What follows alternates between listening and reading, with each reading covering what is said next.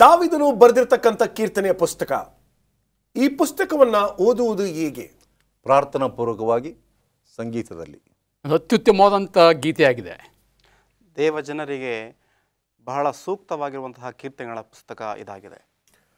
ಮೊದಲನೆಯ ಪಾಠವನ್ನು ಓದಿರಿ, ಕೇಳಿರಿ, ದೇವರ ಆಶೀರ್ವಾದವನ್ನು ಪಡೆಯಿರಿ.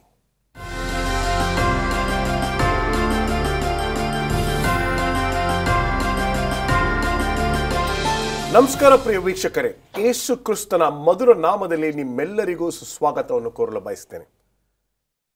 ನೂತನ ತ್ರೈಮಾಸಿಕಕ್ಕೆ ಕಾಲಿಟ್ಟಿದ್ದೇವೆ. ಹೊಸ ವರ್ಷದ ಶುಭಾಶಯಗಳು. ಬನ್ನಿ ನಮ್ಮ ಅತಿಥಿಗಳನ್ನು ಸ್ವಾಗತ ಮಾಡಿ ನಮ್ಮ ಈ ಕಾರ್ಯಕ್ರಮಕ್ಕೆ ಚಾಲನೆಯನ್ನು ನೀಡೋಣ. ಬೋಧಕರಾಗಿರ್ತಕ್ಕಂಥ ಮುತ್ತು ಮ್ಯಾಥ್ಯೂ, ಬೋಧಕರಾಗಿರ್ತಕ್ಕಂಥ ರಾಜದಾಸ್ ಮತ್ತು ಬೋಧಕರಾಗಿರ್ತಕ್ಕಂಥ ಪ್ರಸನ್ನಕುಮಾರ್ ಅವರು ಇರ್ತಕ್ಕಂಥ ತುಂಬ ಸಂತೋಷ. ನಿಮ್ಮೆಲ್ಲರ ಪರವಾಗಿ ನಾನು ಅವ್ರನ್ನ ಸ್ವಾಗತ ಮಾಡ್ತೇನೆ. ನಮಸ್ಕಾರ. ತುಂಬ ಸಂತೋಷ. ಈ ತ್ರೈಮಾಸಿಕದಲ್ಲಿ ಕೀರ್ತನೆಯ ಪುಸ್ತಕದ ಬಗ್ಗೆ ನಾವು ಕಲೀಲಿಕ್ಕೆ ಹೋಗ್ತಾ ಇದ್ದೀವಿ. ಪಾಸ್ಟರ್ ಪ್ರಸನ್ನ, ಈ ಕೀರ್ತನೆಯ ಪುಸ್ತಕವನ್ನು ಈ ಒಂದು ತ್ರೈಮಾಸಿಕಕ್ಕೆ ನಮಗೆ ಬರೆದು ಕೊಟ್ಟಿರತಕ್ಕಂಥ ಲೇಖಕರ ಬಗ್ಗೆ ಸ್ವಲ್ಪ ಮಾಹಿತಿಯನ್ನು ನೀಡಿ. ಈ ತ್ರೈಮಾಸಿಕದ ಕೀರ್ತನೆಗಳೆಂಬತಕ್ಕಂಥ ಪುಸ್ತಕವನ್ನು ಶ್ರೀಮತಿ ಡ್ರಗೋಸ್ಲಾವಾ ಸಾಂಟ್ರಾಕ್ ಇವರು ಹಳೆ ಒಡಂಬಡಿಕೆಯ ಪುಸ್ತಕವನ್ನು ವ್ಯವಸ್ಥಾಪಕ ಸಂಪಾದಕರಾಗಿ ಅನೇಕ ಲೇಖನಗಳನ್ನು ಬರೆದು ನಮ್ಮ ಸೆವೆಂತ್ ಡೇ ಅಡ್ವೆಂಟಿಸ್ಟ್ ಜನರಲ್ ಕಾನ್ಫರೆನ್ಸ್ನಲ್ಲಿ ಒಬ್ಬ ಉತ್ತಮವಾದ ಸಂಪಾದಕಿಯಾಗಿದ್ದಾರೆ. ಅದು ಮಾತ್ರವಲ್ಲದೆ ವಿಶೇಷವಾಗಿ ಕೀರ್ತನೆಗಳು 76ರಿಂದ 150 ವರೆಗೆ ಕೀರ್ತನೆ ಇರ್ತಕ್ಕಂಥ ಪುಸ್ತಕಗಳನ್ನು ಸಂಪಾದಕ ಮಾಡಿ ಅದನ್ನು ಬರೆದು ಅದನ್ನು ಉತ್ತಮವಾದ ರೀತಿಯಲ್ಲಿ ನಮ್ಮ ಸತ್ಯವೇದದ ಕಮೆಂಟ್ರಿಯಲ್ಲಿ ಅವರು ಬರೆದಿದ್ದಾರೆ. ಈ ಕೀರ್ತನೆಯ ಪುಸ್ತಕವನ್ನು ತೆಗೆದುಕೊಳ್ಳುವಾಗ ಪಾಸ್ಟರ್ ರಾಜದಾಸ್ ಅವರೇ, ಎಲ್ಲರಿಗೂ ಅನ್ವಯಿಸುವಂಥ ಎಲ್ಲ ಅಂಶಗಳಿವೆ ಅಂತ ಹೇಳ್ತಾರೆ. ನಿಮ್ಮ ಒಂದು ಅನಿಸಿಕೆ? ಇದು ಖಂಡಿತವಾಗಿ ಕೀರ್ತನೆಯಲ್ಲಿ ಸಂತೋಷದ ಸಮಯ, ದುಃಖದ ಸಮಯ, ನಿರಾಶೆಯ ಸಮಯ, ಉತ್ಸುಕತೆಯ ಸಮಯ, ಎಲ್ಲ ಸಮಯ ಹೇಗೆ ಪೂರ್ವದಲ್ಲಿ ಅನುಭವಿಸಿದರೋ ಅದೇ ರೀತಿ ನಮಗೂ ಸಹ ಸೀಮಿತವಾಗಿದೆ ಎಂಬುದನ್ನು ಖಾತ್ರಿಪಡಿಸ್ಬೋದು. ಪಾಸ್ಟರ್ ಮುತ್ತು ಮ್ಯಾಥ್ಯೂ ಅವರೇ, ನಾವು ಇಲ್ಲಿ ನೋಡುವುದಾದರೆ ಈ ರಾಜರು ಬರೆದಿದ್ದಾರೆ, ಪ್ರವಾದಿಗಳು ಬರೆದಿದ್ದಾರೆ, ಕವಿಗಳು ಬರೆದಿದ್ದಾರೆ, ಯಾಜಕರು ಬರೆದಿದ್ದಾರೆ. ನಾವೆಲ್ಲೋ ಒಂದು ಕಡೆ ಬರೀ ದಾವಿದನಿಗೆ ಮಾತ್ರ ಪ್ರಾಧಾನ್ಯತೆ ಕೊಡುವಂಥ ವ್ಯಕ್ತಿಗಳಾಗಿದ್ದೇವೆ. ಏನಂತೀರಾ ಪಾಸ್ಟರ್? ಖಂಡಿತವಾಗ್ಲೂ ನಾವು ಸಾಧಾರಣವಾಗಿ ದಾವಿದನ ಕೀರ್ತನೆಗಳು ಎಂಬುದಾಗಿ ಸಂಬೋಧಿಸ್ತೇವೆ. ಆದರೆ ದಾವಿದನು ಮಾತ್ರ ಬರೆಯಲಿಲ್ಲ, ಬಹಳ ಜನ ಪ್ರವಾದಿಗಳು ಬರೆದಿರುವುದುಂಟು. ಅಷ್ಟು ಮಾತ್ರವಲ್ಲದೆ ಅರಸರು ಕೂಡ ಬರೆದಿರುವುದುಂಟು. ಸೊ ಆದ್ದರಿಂದ ಈ ಪುಸ್ತಕ ಕೇವಲ ದಾವಿದನಿಂದ ಬರೆಯಲ್ಪಟ್ಟಂತಹ ಪುಸ್ತಕವಲ್ಲ, ಇದು ಅನೇಕ ಕೀರ್ತನೆಗಳನ್ನು ಮಿಶ್ರಣ ಮಾಡಿರುವಂತಹ, ಇಲ್ಲವೇ ಎಲ್ಲವನ್ನು ಕೂಡ ಸಂಗ್ರಹಿಸಿರುವಂತಹ ಒಂದು ಪುಸ್ತಕವಾಗಿದೆ. ನಾನು ಈಗ ಯಾರೋ ಒಂದು ಮೊನ್ನೆ ಹೇಳ್ತಿದ್ರು, ಒಬ್ಬರದು ಬೈಬಲ್ನ ಹಿಂಗಿಟ್ರೆ ಅದು ಓಪನ್ ಆಗೋದು ಸಾಮ್ಸ್ಗೆ ಅಂತೆ. ಯಾಕೆಂದ್ರೆ ನಾವು ಯಾವಾಗಲೂ ಸಾಧಾರಣವಾಗಿ ಬೈಬಲ್ ಓದೋ ಅಂತ ಹೇಳಿದ ತಕ್ಷಣ we are use to opening sums ಅಲ್ವೇ? ವಂಡರ್ಫುಲ್. ಅದು ನನಗೆ ಮೊದಲನೇದಾಗಿ ಆ ಮೊದಲನೇ ಅಧ್ಯಾಯ ತುಂಬ ಇಷ್ಟ ನನಗೆ. ಆ ಮೊದಲನೇ ಅಧ್ಯಾಯ, ಮೊದಲನೇ ವಚನ ಎಷ್ಟು ಒಂದು ಅದ್ಭುತವಾಗಿ ಬರೆದಿದ್ದಾರೆ ಅಂತ ಹೇಳಿದ್ರೆ ಅದಕ್ಕೆ ಮಾತೇ ಇಲ್ಲ. ಬನ್ನಿ ಮುಂದೆ ಹೋಗೋಣ. ಮಾರ್ಟಿನ್ ಲೂಥರ್ ಅವರು ಕೂಡ ಇದರ ಬಗ್ಗೆ ಬಹಳಷ್ಟು ವಿಷಯಗಳನ್ನು ಬರೆದಿದ್ದಾರೆ. ದೇವರು ನಮ್ಮನ್ನು ನಡೆಸಲಿ. ಮೊದಲನೆಯ ಪಾಠಕ್ಕೆ ನಾವು ಕಾಲಿಟ್ಟಿದ್ದೇವೆ. ಕೀರ್ತನೆಯ ಪುಸ್ತಕವನ್ನು ಯಾವ ರೀತಿ ಓದಬೇಕು? ಇದರಲ್ಲಿ ಏನಿದೆ? ಕೀರ್ತನೆ ಪುಸ್ತಕ ಇದೇನಿದು? ಒಂದು ಪಾಠ ಬೇಕಾ ಇದಕ್ಕೆ? ಹೌ ಟು ರೀಡ್ ಸಾಮ್ಸ್ ಅಂತ. ಹೌದು, ಬನ್ನಿ ಸ್ಮರಣ ವಾಕ್ಯವನ್ನು ಓದೋಣ. ಲೂಕನು ಬರೆದ ಸುವಾರ್ತೆ 24ನೇ ಅಧ್ಯಾಯ 44 ಮತ್ತು 45ನೇ ವಚನವನ್ನು ನಾವು ಓದಿ ಅನಂತರ ಈ ದಿನದ ಪಾಠವನ್ನು ಶುರು ಮಾಡೋಣ. ದೇವರ ವಾಕ್ಯ ಈ ರೀತಿ ಹೇಳುತ್ತೆ. ಲೂಕನ ಸುವಾರ್ತೆ 24ನೇ ಅಧ್ಯಾಯ 44 ಮತ್ತು 45 ವಾಕ್ಯಗಳು. ತರುವಾಯ ಆತನು, ನಾನು ಇನ್ನೂ ನಿಮ್ಮ ಸಂಗಡ ಇದ್ದಾಗ ಇದೆಲ್ಲ ನಿಮಗೆ ತಿಳಿಸಲಿಲ್ಲವೇ? ನನ್ನ ವಿಷಯವಾಗಿ ಮೋಶೆಯ ಧರ್ಮಶಾಸ್ತ್ರದಲ್ಲಿಯೂ ಪ್ರವಾದಿಗಳ ಗ್ರಂಥಗಳಲ್ಲಿಯೂ ಕೀರ್ತನೆಗಳಲ್ಲಿಯೂ ಬರೆದಿರುವುದೆಲ್ಲ ನೆರವೇರುವುದು ಅಗತ್ಯವೆಂದು ನಿಮಗೆ ಹೇಳಲಿಲ್ಲವೇ ಅಂದನು. ಆಮೇಲೆ ಅವರು ಶಾಸ್ತ್ರವಚನಗಳನ್ನು ತಿಳ್ಕೊಳ್ಳುವಂತೆ ಆತನು ಅವರ ಬುದ್ಧಿಯನ್ನು ತೆರೆದನು ಎಂಬುದಾಗಿ ದೇವರ ವಾಕ್ಯ ತಿಳಿಸುತ್ತೆ. ಇಲ್ಲಿ ನೇರವಾಗಿ ನಾನು ಒಂದು ಪ್ರಶ್ನೆಗೆ ಬರ್ತೀನಿ ಪಾಸ್ಟರ್ ಪ್ರಸನ್ನಕುಮಾರ್ ಅವರೇ. ದಾವಿದನ ಕೀರ್ತನೆ ಅಂತ ಹೇಳ್ತೀವಿ, ಮನುಷ್ಯರು ಬರೆದಿರ್ತಕ್ಕಂಥ ಕೀರ್ತನೆ ಅಂತ ಹೇಳ್ತೀವಿ. ಆದರೆ ಇಲ್ಲಿ ಲೇಖಕರು ಅದನ್ನು ನೇರವಾಗಿ ಹೇಳ್ತಾರೆ, but God who inspired their thoughts ಅಂತ. ಖಂಡಿತವಾಗಿಯೂ ದೇವರ ವಾಕ್ಯವನ್ನು ಕೀರ್ತನೆಗಳು ಮಾತ್ರವಲ್ಲ, ಆದಿಕಾಂಡದ ಪ್ರಕಟಣವರೆಗೂ ತೆಗೆದುಕೊಂಡುವಾಗ ಮನುಷ್ಯರು ಬರೆದಿದ್ದಾಗ್ಯೂ ಸಹ ಇದು ದೇವರ ಪ್ರೇರೇಪಣೆ, ಪವಿತ್ರಾತ್ಮನ ಪ್ರೇರೇಪಣೆಯಲ್ಲದೆ ಈ ಪುಸ್ತಕ ಬರೆಯಲ್ಪಡಲು ಸಾಧ್ಯವಿಲ್ಲ. ಯಾಕೆಂದರೆ 2 ಪೇತ್ರ 1ನೇ ಅಧ್ಯಾಯ 21ನೇ ವಚನವನ್ನು ಹೇಳುವಂತರಾಗಿದ್ದೇವೆ. ಪವಿತ್ರಾತ್ಮನ ಪ್ರೇರಣೆಯಿಂದ ಎಲ್ಲವೂ ಬರೆಯಲ್ಪಟ್ಟಿದೆ ಎಂಬುದಾಗಿ. ಕೀರ್ತನೆಗಳು ಒಂದು ರೀತಿಯಾದಂಥ ಪ್ರಾರ್ಥನಾ ಪುಸ್ತಕ, ಸಂಗೀತದ ಪುಸ್ತಕ. ಇದನ್ನು ಎಲ್ಲ ಜನಾಂಗದವರು ಇಷ್ಟಪಡ್ತಾರೆ. ಇದನ್ನು ಸುಲಭವಾಗಿ ಓದಬಹುದು. ಯಹೂದ್ಯರು ಇಷ್ಟಪಡ್ತಾರೆ, ಯಹೂದ್ಯರು, ಅನ್ಯರು, ಕ್ರೈಸ್ತರು, ಯಾರನ್ನೇ ತೆಗೆದುಕೊಳ್ಳಿ, ಒಂದು ರೀತಿ ರಾಗದ ಮೂಲಕವಾಗಿ. ಈಗ ಕೀರ್ತನೆಗಳನ್ನು ಅನೇಕ ರಾಗದ ಮೂಲಕವಾಗಿ ಜನಗಳಿಗೆ ಬಾಯ್ಪಾಠ ಆಗಿದೆ. ಅದು ಕುರುಬನ ಕೀರ್ತನೆ ಆಗಿರ್ಬೋದು, ರಕ್ಷಣೆಯ ಕೀರ್ತನೆ ಆಗ್ಬೋದು, ಯಾವುದೇ ಕೀರ್ತನೆ ತೆಗೆದುಕೊಳ್ಳಿ, ಅದು ನಮ್ಮ ಮನಸ್ಸಿಗೆ ನಾಟುವಂಥದ್ದು. ಈಗ ಇನ್ನೊಂದು ಭಾನುವಾರದ ಪಾಠಕ್ಕೆ ನಾವು ಬರುವುದಾದರೆ, ಕೆಲವು ಕೀರ್ತನೆಗಳನ್ನು ಮನೆಗಳಲ್ಲಿ ನಾವು ಒಬ್ಬಂಟಿಗನಾಗಿದ್ದಾಗ ಓದಬೇಕು, ಕೆಲವರು ಬಂದು ಹೊರಗಡೆ ಮಾತ್ರ ಓದಬೇಕು ಅನ್ನೋ ರೀತಿಯಲ್ಲಿದೆ. ಅದರ ಬಗ್ಗೆ ಸ್ವಲ್ಪ ಮಾಹಿತಿಯನ್ನು ನೀಡಿ. ಹೌದು, ಕೀರ್ತನೆಗಳು ಪ್ರತಿಯೊಬ್ಬರ ವೈಯಕ್ತಿಕ ಖಾಸಗಿ ಜೀವಿತವನ್ನು ಹಾಗೂ ಸಾಮೂಹಿಕ ಜೀವಿತವನ್ನು ಅಳವಡಿಸುವಾಗಿದೆ. ಅಂದರೆ ಸಾಮೂಹಿಕ ಆರಾಧನೆಯಲ್ಲಿ ನಾವು ಮಾಡ್ಬೋದು, ವೈಯಕ್ತಿಕ ಪ್ರಾರ್ಥನೆಯಲ್ಲಿ ಅದನ್ನು ಮಾಡ್ಬೋದು, ನಾಟಕ ರೂಪದಲ್ಲಿ ಅದನ್ನು ಸಹ ಕೇಳಬಹುದು. ಅನೇಕರು ಈ ಕೀರ್ತನೆಗಳನ್ನು ನಾನಾ ಪ್ರಸಂಗಗಳಲ್ಲಿ, ನಾನಾ ಸ್ಥಳಗಳಲ್ಲಿ ಅದನ್ನು ಮಾಡ್ತಾಯಿದ್ರು. ಒಂದು ವೇಳೆ ಈಜಿಪ್ಷಿಯನ್ನವರಾಗಿರಬಹುದು ಅಥವಾ ಬೇರೆ ಬೇರೆ ಸ್ಥಳಗಳಲ್ಲಿ ಹಬ್ಬದ ಆಚರಣೆಗಳಾಗಿರಬಹುದು. ಈ ಕೀರ್ತನೆ, ಈ ಸಾಮ್ಸ್ ಎಂಬತಕ್ಕಂಥ ಪದದ ಬಗ್ಗೆ, ಅದರ ಹಿನ್ನೆಲೆ, ಯಾವ ಭಾಷೆ, ಅದು ಎಲ್ಲಿಂದ ಬಂತು, ಅದನ್ನು ಹೇಳಿ ಸ್ವಲ್ಪ. ಇದು ಕೀರ್ತನೆ ಎಂಬತಕ್ಕಂಥದ್ದು ಹಿಬ್ರಿಯ ಭಾಷೆಯಿಂದ ಬಂದಿರತಕ್ಕಂಥದ್ದು. ಕೀರ್ತನೆ ಅಂದರೆ ರಾಗ. ಇವುಗಳು ಮನುಷ್ಯನ ಒಂದು ಆರಾಧನೆಗೆ ಎಷ್ಟು ಸೂಕ್ತವಾಗಿದೆ ಎಂಬುದಾಗಿ ಹೇಳುವಾಗ, ಆಲಯಗಳಲ್ಲಿ ಆರಾಧನೆಗೆ ಪ್ರಾರಂಭದಲ್ಲೇ ಇದನ್ನು ನೀವು ಅಳವಡಿಸ್ಕೊಳ್ಬಹುದು. ಈಗ ಮುಂದೆ ನಾವು ಓದಲಿಕ್ಕೆ ಹೋಗ್ತೇವೆ, ಇದು ಯಾತ್ರಿಕನ ಕೀರ್ತನೆ, ಇದು ಆರಾಧನೆಯ ಕೀರ್ತನೆ. ಒಂದೊಂದು ಸಮಯಕ್ಕೂ ಅನ್ವಯವಾದಂಥ ಅಂಶಗಳು ಇದರಲ್ಲಿ ಇರುವುದರಿಂದ ಆದಿ ಸಭೆಯಿಂದ ಇಲ್ಲಿಯ ತನಕ ಈ ಕೀರ್ತನೆಗಳು ಬಹಳ ಪ್ರಾಮುಖ್ಯವಾದ ಸ್ಥಳವನ್ನು ವಹಿಸಿಕೊಂಡಿದೆ.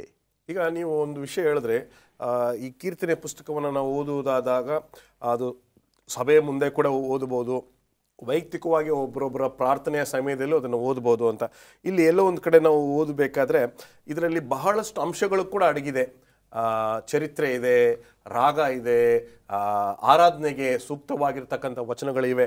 ಆದರೂ ಎಲ್ಲೋ ಒಂದು ಕಡೆ ಕೀರ್ತನೆ ಪುಸ್ತಕವನ್ನು ನಾವು ಸ್ವಲ್ಪ ಹಗುರವಾಗಿ ತೆಗೆದುಕೊಳ್ತೀವಿ. ಏನಂತೀರಾ ಪಾಸ್ಟರ್ ರಾಜದಾಸ್? ಇದು ಹಗುರವಾಗಿ ತಗೊಂಡ್ರೆ ಅರ್ಥ ಇರಲ್ಲ.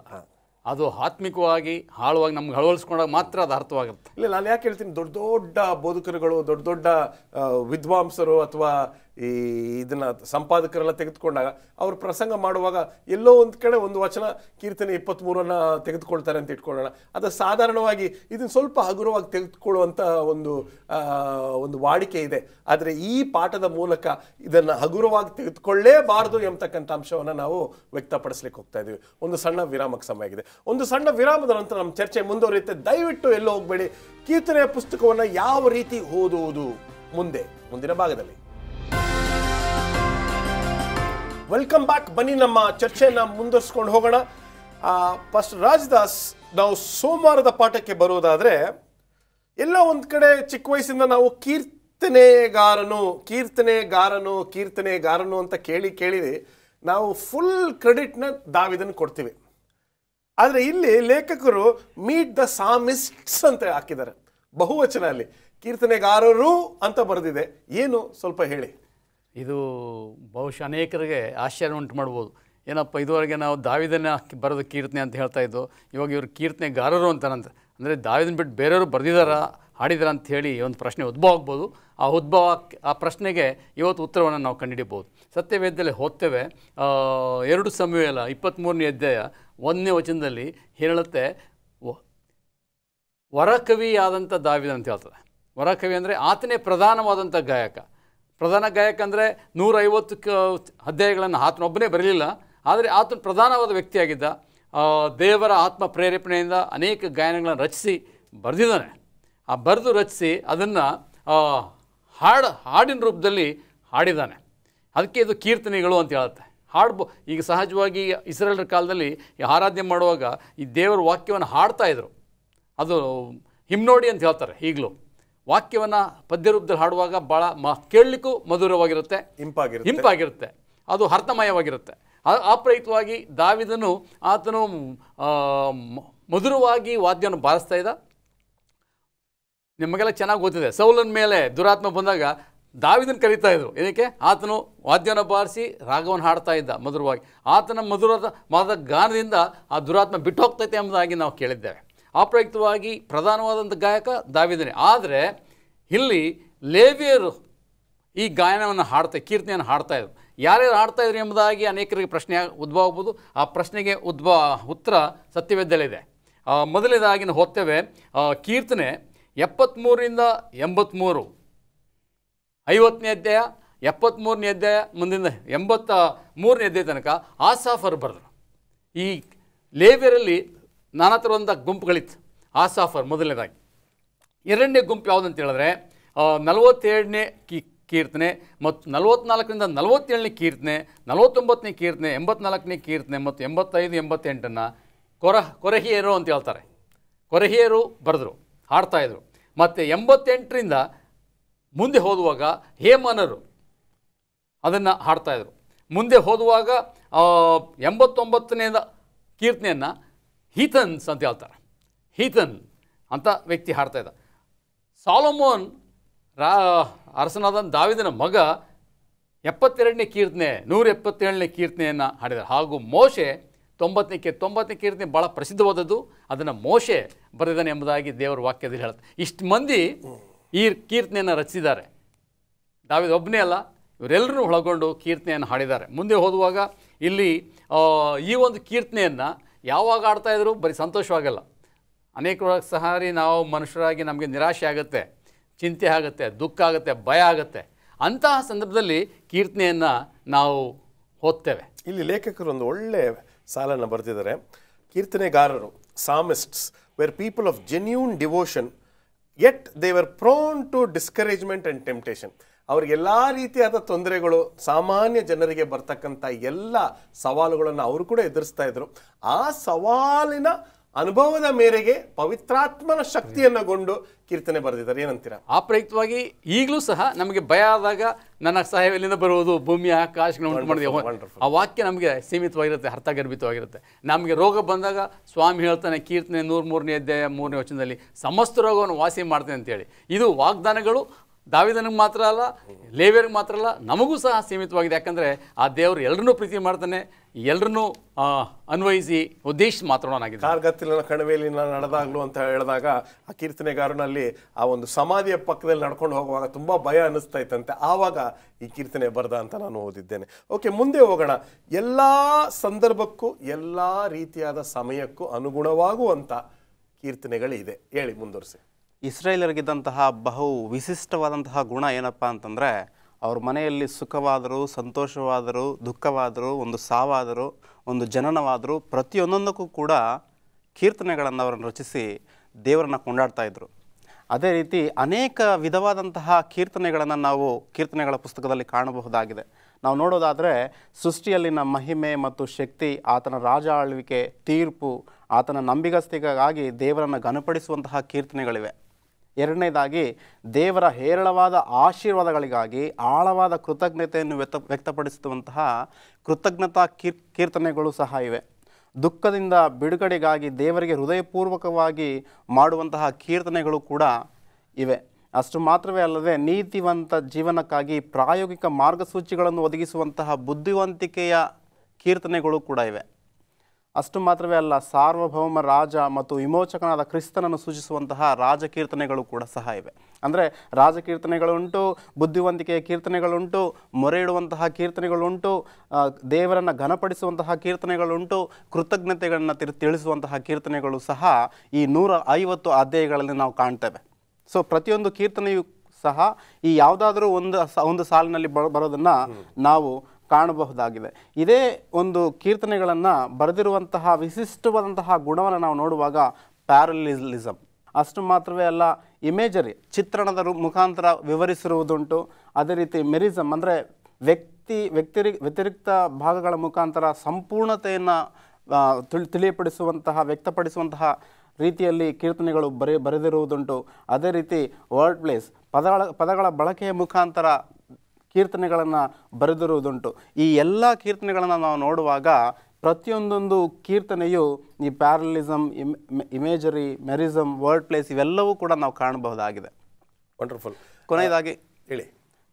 ನಾವು ನೋಡುವಾಗ ಸೆಲಾ ಎಂಬುದಾಗಿ ನಾವು ಕಾಣ್ತೇವೆ. ಈ ಸೆಲಾ ಅನ್ನೋ ಪದ ಚಿಕ್ಕ ವಯಸ್ಸಲ್ಲಿರುವಾಗ ನಾನು ಎಷ್ಟೋ ಸರಿ ಬೈಬಲ್ ಓದಬೇಕಾದ್ರೆ ಒಂದು ವಚನ ಆದಮೇಲೆ ಸೆಲಾ ಸೆಲಾ ಅಂತ ಬರ್ತಿತ್ತು.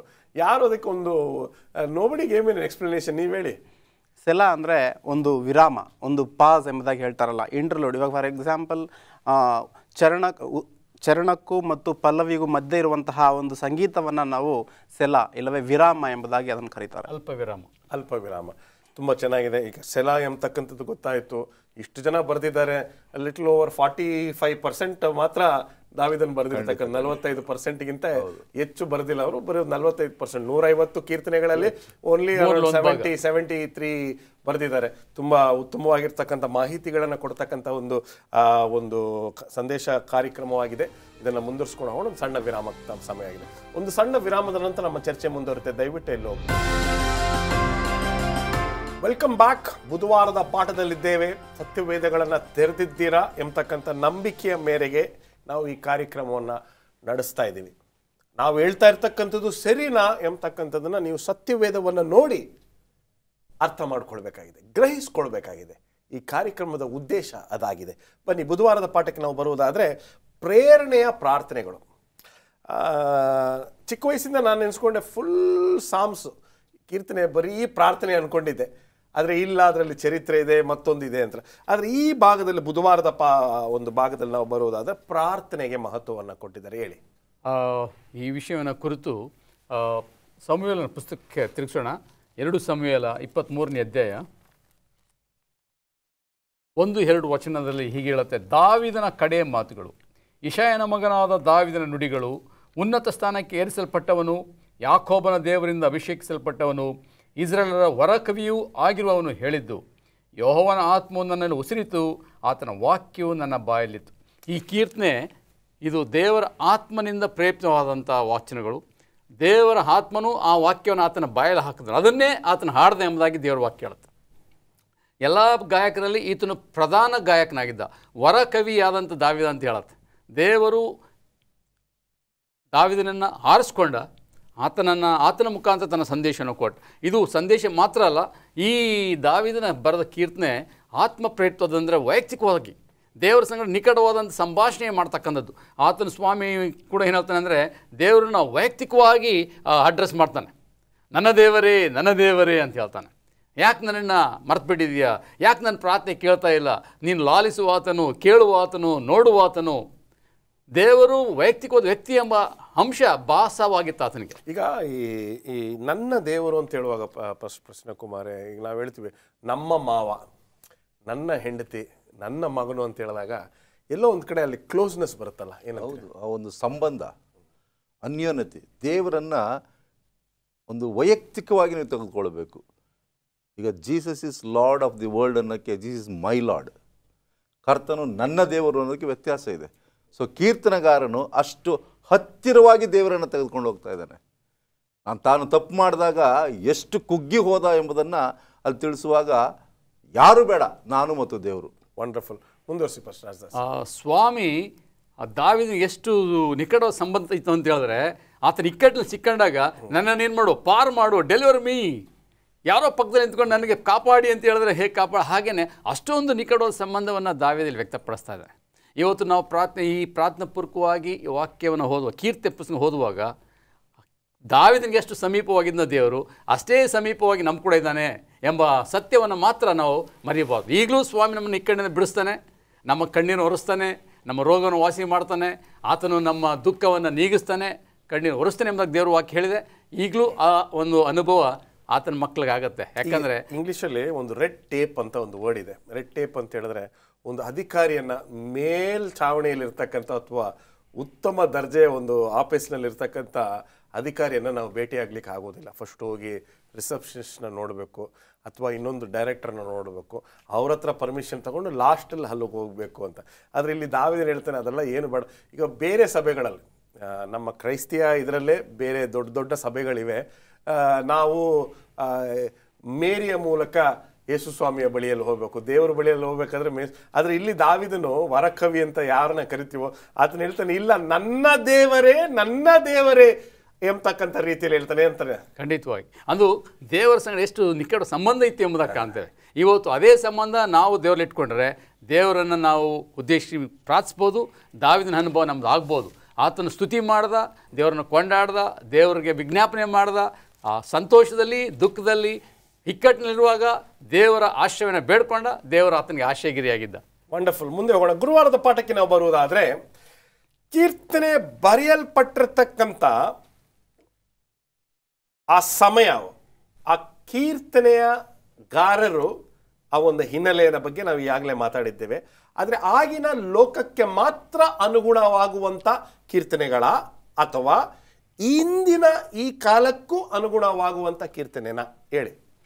ಈ ಸತ್ಯವೇದ ಇಲ್ಲವೇ ಕೀರ್ತನೆಗಳ ಪುಸ್ತಕವನ್ನು ನಾವು ಕಾಣುವಾಗ ಅಂದಿನ ದಿನಮಾನಕ್ಕೆ ಸರಿಬೀಳುವಂತಹ ಕೀರ್ತನೆಗಳು ಮಾತ್ರವಲ್ಲ, ಇಂದಿನ ಕ್ರೈಸ್ತಿಯ ಜೀವನದಲ್ಲೂ ಸಹ ಅಂತಹ ನಿಜ ಘಟನೆಗಳೇ ನಡೆಯುತ್ತಿರುವುದುಂಟು. ಆದ್ದರಿಂದ ಈ ಕೀರ್ತನೆಗಳು ಅಂದಿನ ಕಾಲಕ್ಕೆ ಮಾತ್ರವಲ್ಲ, ಇಂದಿನ ಕ್ರೈಸ್ತತ್ವಕ್ಕೂ ಕೂಡ ಬಹಳ ಅನುಕೂಲವಾದಂತಹ, ಸರಿಹೋಲುವಂತಹ ಕೀರ್ತನೆಗಳು ಎಂಬುದಾಗಿ ಹೇಳಿದ್ರೆ ಖಂಡಿತವಾಗ್ಲೂ ತಪ್ಪಾಗೋದಿಲ್ಲ.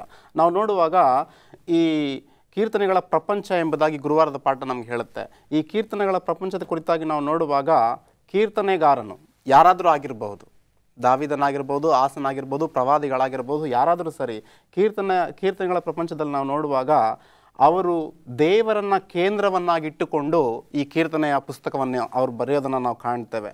ಅವರು ಪ್ರಾರ್ಥನೆಯನ್ನು ಮಾಡುವುದನ್ನು ಕಾಣ್ತೇವೆ, ದೇವರಿಗೆ ಸ್ತೋತ್ರವನ್ನು ಹೇಳೋದನ್ನು ಕಾಣ್ತೇವೆ. ದೇವರು ಅವರನ್ನು ನಡೆಸಿದಂತಹ ವಿಧಾನಕ್ಕಾಗಿ ದೇವರಿಗೆ ಕೃತಜ್ಞತೆಯನ್ನು ತೋರಿಸೋದನ್ನು ನಾವು ಕಾಣ್ತೇವೆ.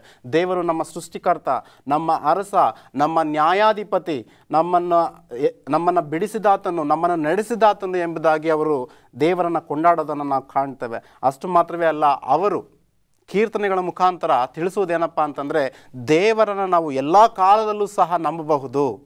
ಕಷ್ಟದ ಕಾಲದಲ್ಲಿ, ಕಣ್ಣೀರಿನಲ್ಲಿ, ರೋಗ ರುಜಿನಗಳಿರುವಾಗ, ಯಾವ ಸಂದರ್ಭದಲ್ಲೂ ಸಹ ದೇವರು ನಮ್ಮನ್ನು ಕೈ ಬಿಡೋದಿಲ್ಲ, ಕೈ ಹಿಡಿದು ನಡೆಸುವಾತನಾಗಿದ್ದಾನೆ ಎಂಬುದನ್ನು ಆ ಬರಹಗಾರರು ಬಹಳ ಸ್ಪಷ್ಟವಾಗಿ ತಿಳಿಸ್ತಾರೆ. ಅಷ್ಟೇ ಅಲ್ಲ, ದೇವರ ಶತ್ರುಗಳು ನಿನ್ನ ದೇವರು ಎಲ್ಲಿದ್ದಾನೆ ಎಂಬುದಾಗಿ ಪ್ರಶ್ನಿಸಿದರೂ ಸಹ ಆ ಬರಹಗಾರರು, ಕೀರ್ತನೆಗಾರರು ದೇವರನ್ನು ಎಲ್ಲ ಸಮಯದಲ್ಲೂ ಕೂಡ ನಂಬಿದರು, ಎಲ್ಲ ಸಮಯದಲ್ಲೂ ಕೂಡ ಕೈ ಹಿಡಿದ್ರು, ದೇವರವರನ್ನು ನಡೆಸಿದರು ಎಂಬುದಾಗಿ ನೋಡ್ತೇವೆ.